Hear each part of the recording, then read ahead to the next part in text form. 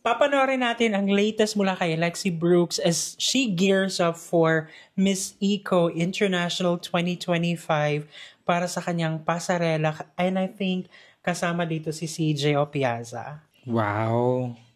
Grabe. Ganda-ganda. Ang sexy pa rin. And grabe yung curve.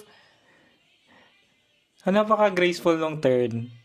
Yes. Siyempre kung kasama si CJ Opiaza dito, di ba? I'm so happy talaga siya na, kumbaga, if ever man na i-mentor siya ni CJ or minentor siya ni CJ. And I think, kung mapapanood mo doon sa video, medyo na-tone down yung kanyang moves.